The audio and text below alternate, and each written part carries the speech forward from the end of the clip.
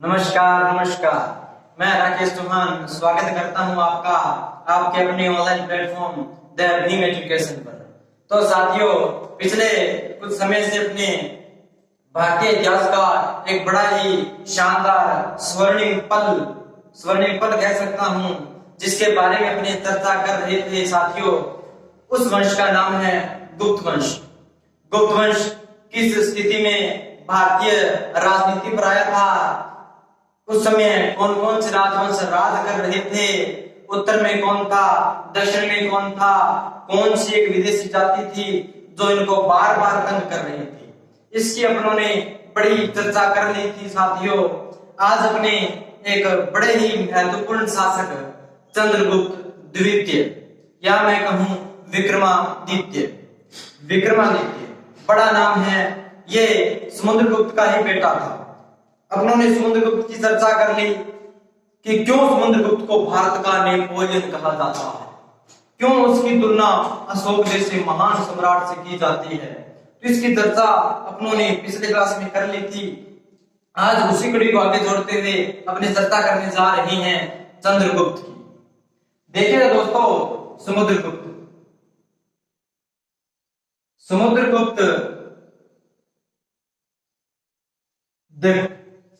समुद्रगुप्त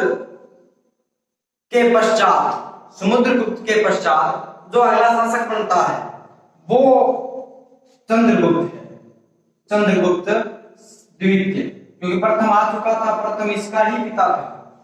देखो, जो आधुनिक इतिहासकार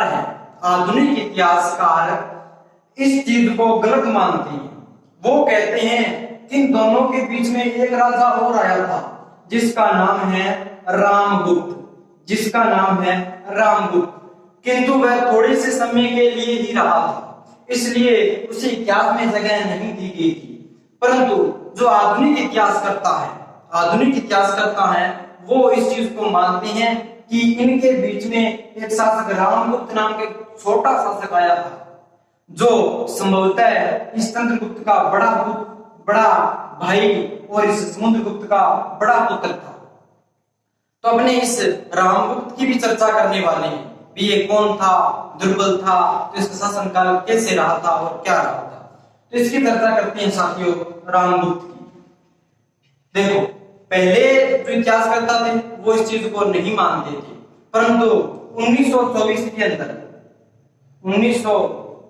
के अंदर एक इतिहासकार है, पुरातत्ववेत्ता है, राखल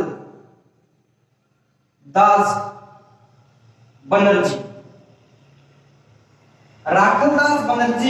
1924 के अंदर काशी विश्वविद्यालय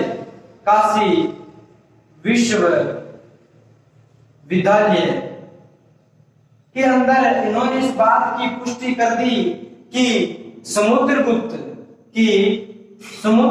के पश्चात रामगुप्त नाम का एक राजा हुआ था, परंतु वह अधिक समय तक नहीं रहा था। वह निर्बल था, दुर्बल था, बार बार शत्रुओं के आक्रमण हो रहे थे, उससे व्यवस्था नहीं संभाली जा रही थी। ये अपना एक अलग मुद्दा है, इस पर भी चर्चा करने वाले हैं। तो राखलदास बनर्जी पहले पुरातत्व या इतिहासकार हैं जिन्होंने इस बात की पुष्टि की। इनका आधार क्या था, या मैं कहूं कि रामगुप्त की अपने को जानकारी किन किन से मिलती है, क्योंकि साथियों इतिहास एक ऐसी चीज है जो फैक्ट मांगती है, तथ्य मांगती है, सबूत मांगती है। तो इन्होंने इसको साबित करने के लिए कुछ तथ्य बीच में सम्मिलित किए हैं। जैसे अगर मैं बात करूं विशाख दत्त बहुत बड़ा नाम है। जब अपने मौर्य वंश कर रहे थे तो भी इसकी चर्चा की थी। विशाख दत्त की जो मुद्रा राक्षस पुस्तक है वो अपने को मौर्य वंश के बारे में जानकारी देती है। और जो इसके एक पुस्तक और है देवी चंद्र गुप्तम नाम की जो पुस्तक है वो अपने को गुप्त साम्राज्य की, या मैं कहूं रामगुप्त की एक बड़ी जानकारी देती है। भी रामगुप्त नाम का एक शासक आया था जो बड़ा ही दुर्बल था। और अगर मैं बात करूं इस मत को जो बी आर भंडारकर, बड़ा नाम है B R Bhandarkar. B R Bhandarkar जैसे इतिहासकार भी इस चीज को मानते हैं। अगर मैं बात करूं एक मुस्लिम इतिहासकार है जिसका नाम है अब्दुल हसानी। अब्दुल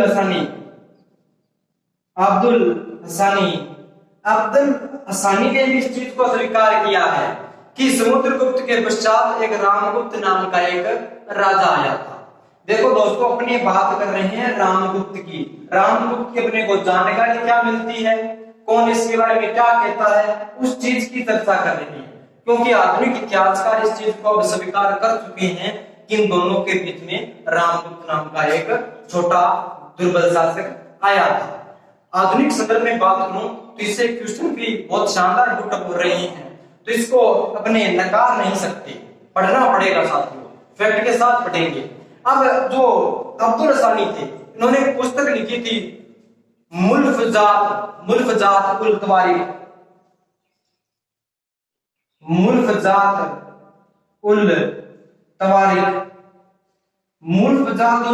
में इसने कहा है कि समुद्रगुप्त के बाद रामगुप्त नाम का एक राजा आया था। तो इसकी क्या कहानी थी, इसकी भी अपने चर्चा करेंगे साथियों अभी। तो ये कुछ स्रोत थे जिनसे अपने को रामगुप्त की जानकारी मिलती है। अब बात करते हैं इसका शासनकाल कैसे रहा, ये इसकी गुप्त साम्राज्य को क्या देन थी, उसकी अपने बड़ी वार्ता करने वाली है साथियों। अब अगला शासक है कौन सा, रामगुप्त।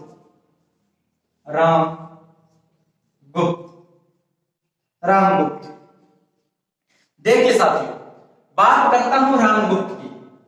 तो रामगुप्त समुद्रगुप्त के पश्चात शासक बना था,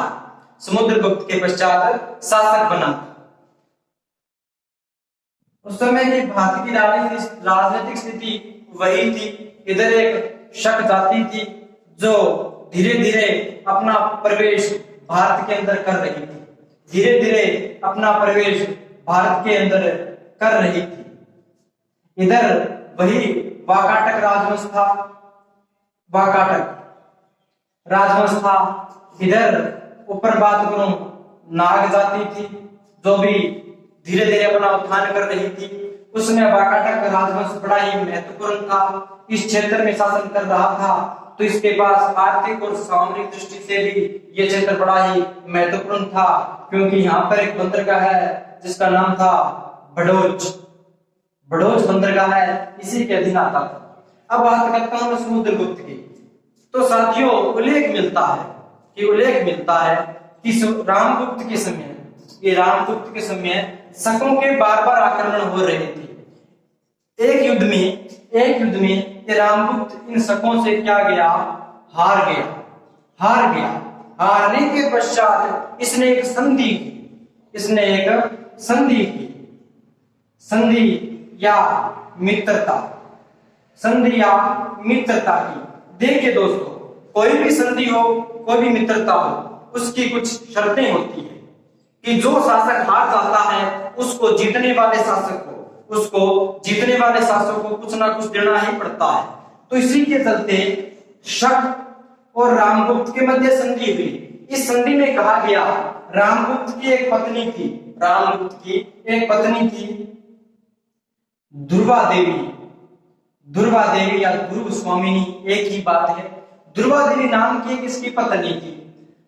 शकों का राजा शकराज ने इसके साथ संधि की, और संधि के तहत इसने एक शर्त रखी कि तुम्हारी जो पत्नी है ध्रुव देवी, उसको कहां भेज दो, मेरे शिविर में भेज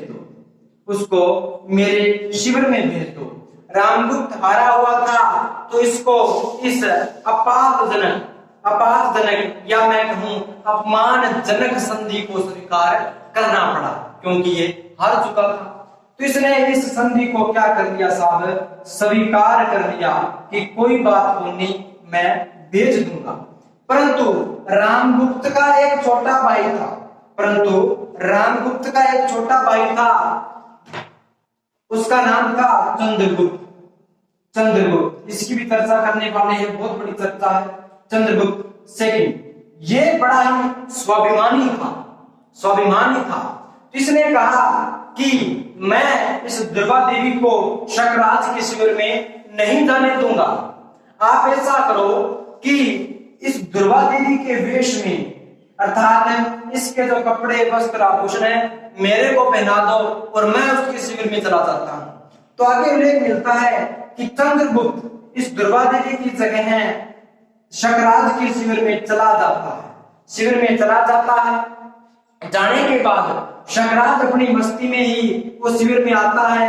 आने के बाद इसने ताकाझाकी की और देखने के बाद इसने क्या किया कि जैसे ही इसने पर्दा हटाया, पर्दे के पीछे क्या था? तो पर्दे के पीछे चंद्रगुप्त सेकंड था। पर्दे के पीछे कौन था? चंद्रगुप्त द्वितीय था। तो चंद्रगुप्त द्वितीय ने इस शकराज की क्या कर दी? हत्या कर दी कि ले देख।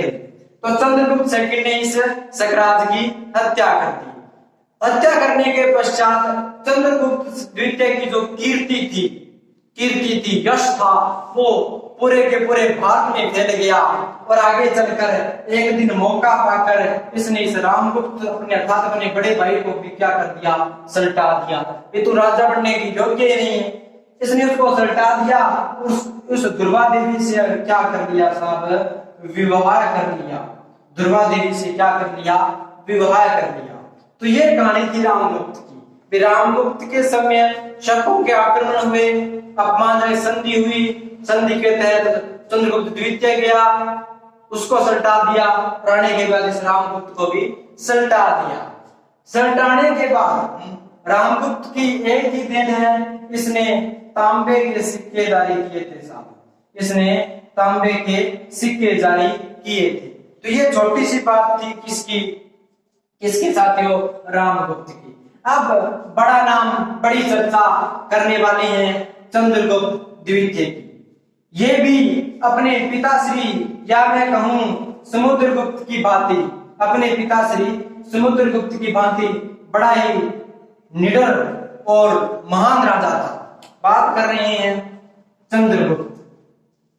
चंद्रगुप्त द्वितीय, चंद्रगुप्त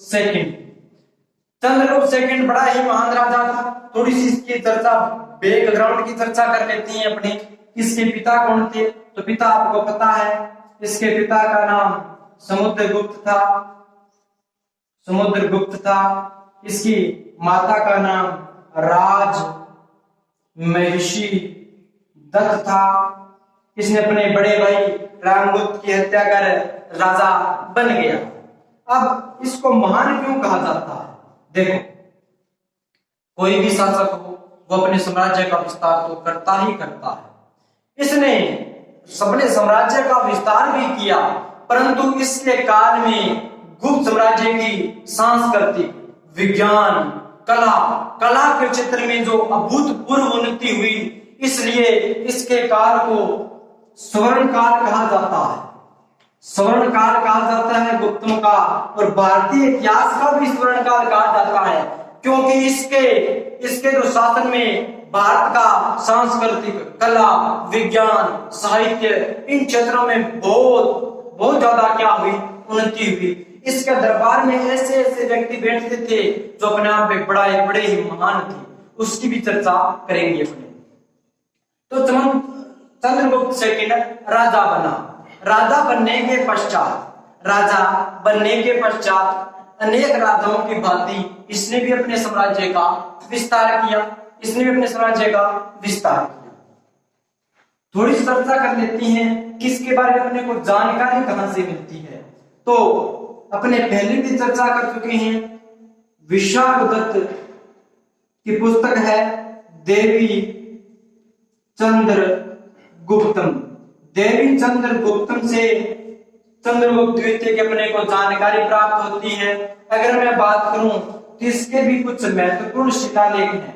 जैसे बात करूं मैं गढ़वा का शिलालेख, मथुरा का शिलालेख, सांची का शिलालेख, उदयगिरी का शिलालेख।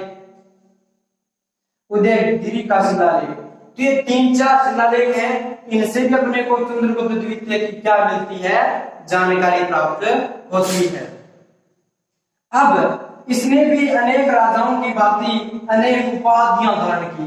देखिए दोस्तों, इसकी उपाधियां बड़ी ही महत्वपूर्ण हैं। इसने कौन कौन सी उपाधियां धारण की थी? नंबर 1, इसने देवगुप्त, देवराज, देवगुप्त, देवराज जैसी महान उपाधियां धारण की। देवदूत, देवगुप्त, देवराज। सबसे जो महत्वपूर्ण उपाधि है, नोट करके लिख लेना इसको, परम भागवत। परम भागवत गुप्त शासक का, या मैं कहूं गुप्त राजवंश और गुप्त साम्राज्य का एकमात्र एक ऐसा शासक चंद्रगुप्त द्वितीय ही था जिसने परम भागवत की उपाधि धारण की थी। इसने परम भागवत की उपाधि धारण की थी। सिर्फ एकमात्र राजा चंद्रगुप्त द्वितीय ही था गुप्त साम्राज्य के अंदर। और इसने क्या उपाधि धारण की? एक इसने उपाधि धारण की विक्रमादित्य की, विक्रमादित्य की, पूरे विश्व को जीतने वाला विक्रमादित्य। इसने विक्रमादित्य की उपाधि धारण की। और इसने एक शकारी की भी इसने उपाधि धारण की थी। इसकी चर्चा करने वाले हैं शकों के साथ जब इसका युद्ध हुआ तब। अब देखो साथियों, और राजा की भांति इसने भी अपने राजनीतिक जो साम्राज्य है उसकी सीमाओं का विस्तार किया था। इसके राजनीतिक स्थिति की बात करूं तो यहाँ पे सभी को पता है, वाकाटक वंश बड़ा ही शक्तिशाली राजवंश था उस समय। इधर से शक और ऊपर नाग थे, इधर गुप्त थे। तो साथियों, अब क्या हुआ? इसने बड़े ही दिमाग से काम लिया। इसने युद्ध वगैरह बाद में किए। इसको पता है कि ये शक थी। शक उस समय बड़ी महत्वपूर्ण क्या थी? जाति की, विदेश जाति थी, बड़ी खूंखार थी, बड़ी ही क्या थी? खूंखार थी। तो शक्तिशाली जाति थी, इसलिए कोई अकेला इसको हरा नहीं सकता था। इसने सोचा क्यों न मैं नाग और वाकाटक जो दो राजवंश हैं इनकी सहायता ले लूं, इनके साथ अपने संबंध जोड़ दूं। तो संबंधों को जोड़ने के लिए इसने वैवाहिक नीति का पालन किया। जिस प्रकार चंद्रगुप्त प्रथम ने लिच्छवियों की राजकुमारी थी कुमार देवी, उसके साथ विवाह किया था, उसी प्रकार इस चंद्रगुप्त सेकंड ने, या मैं कहूं विक्रमादित्य ने भी क्या की? विवाह नीति के तहत अपने राजनीतिक सीमाओं को सुरक्षित कर लिया था। अब देखो, इसने सबसे पहले नागवंश की एक कन्या थी, राजकुमारी थी नागवंश की एक, जिसका नाम था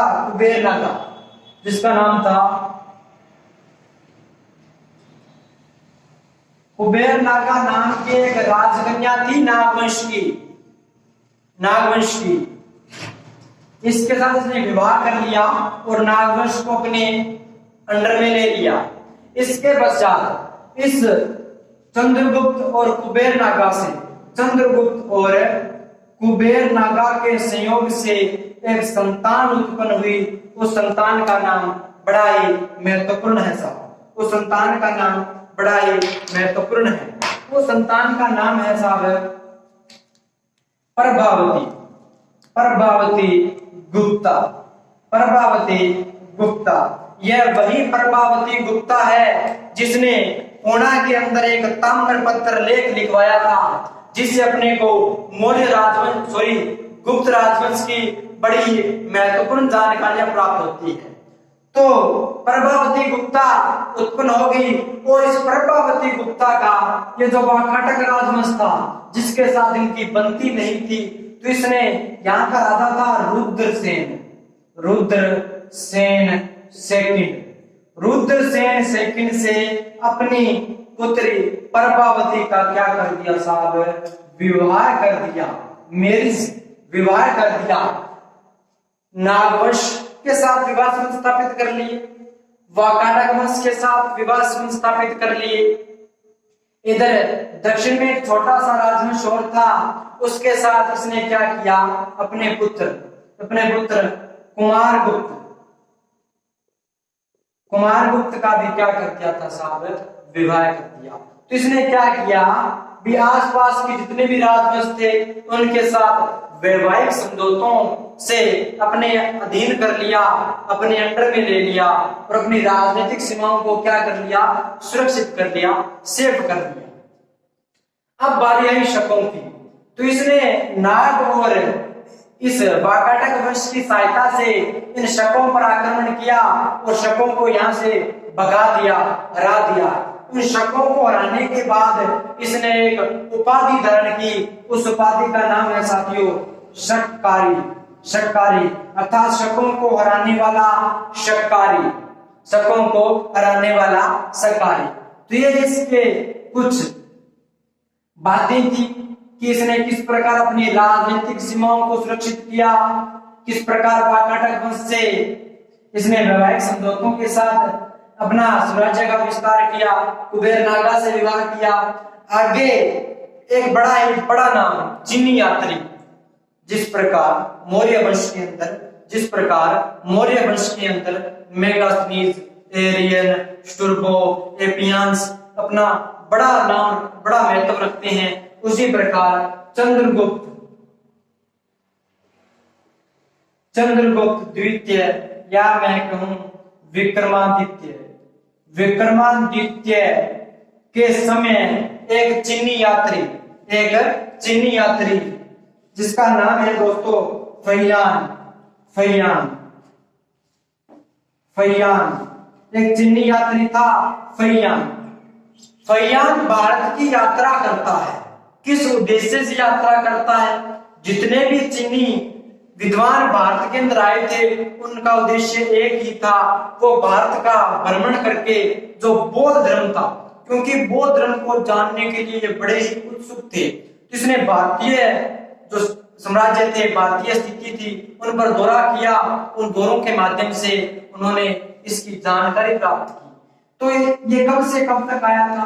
तो ये 399 से 1415 तक भारत के अंदर रहा था। लगभग 14-15 साल भारत के अंदर रहा था। और इसने एक पुस्तक लिखी, बड़ी ही मोस्ट इंपॉर्टेंट पुस्तक है। उस पुस्तक का नाम है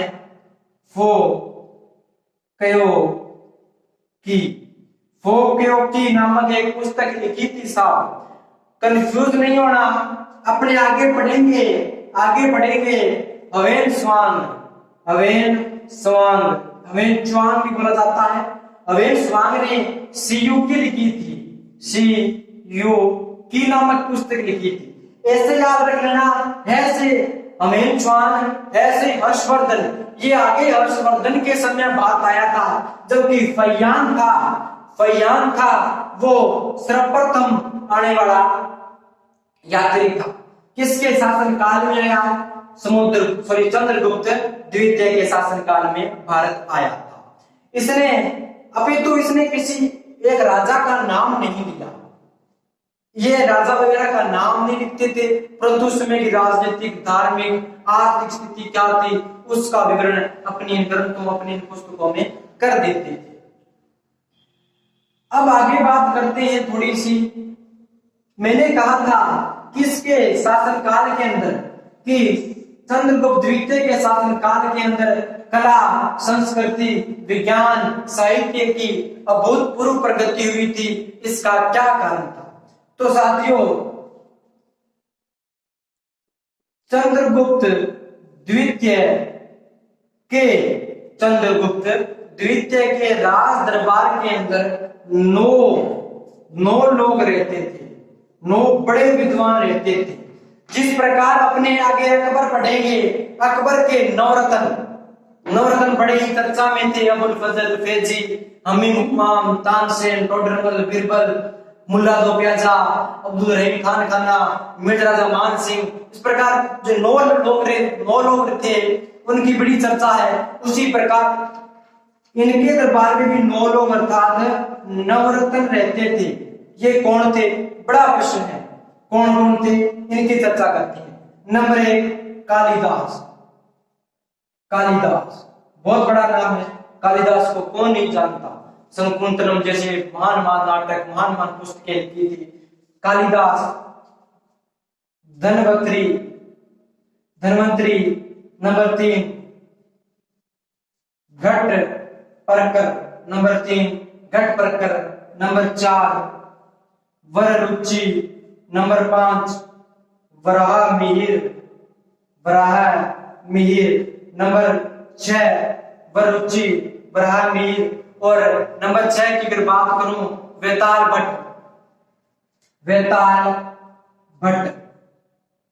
भट्ट नंबर 7, अमर सिंह नंबर 7, अमर सिंह भी था। इसके साथ में शंकु और शंपक।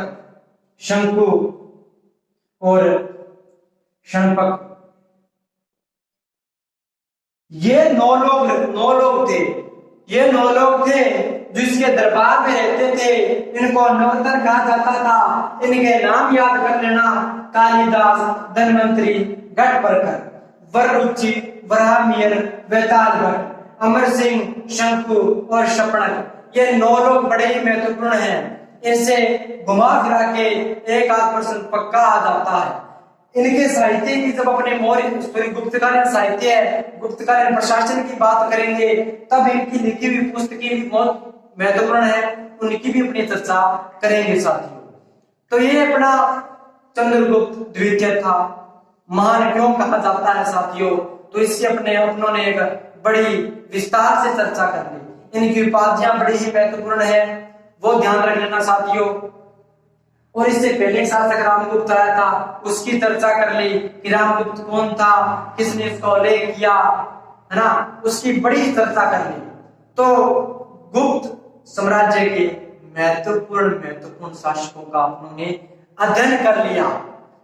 चंद्रगुप्त द्वितीय, इसके बीच में रामगुप्त, आगे कुमारगुप्त और सकंदगुप्त, 2 बड़े नाम रहते हैं। इनकी कोई बड़ी चर्चा नहीं है, तो इसकी अपने अगले क्लास में चर्चा करेंगे साथियों। तो उम्मीद करता हूं कि ये चंद्रगुप्त आपको जरूर समझ में आ गया होगा। ये नवरत्न कौन थे, ये जरूर समझ में आ गया होगा। प्रत्येक चीज आपको सरल भाषा एक कॉन्सेप्ट के साथ करवाई जा रही है। तो दोस्तों, आप बने रहे हमारे साथ, इसी प्रकार आपका प्यार मिलता रहे। तो मिलते हैं जल्दी। धन्यवाद, थैंक यू।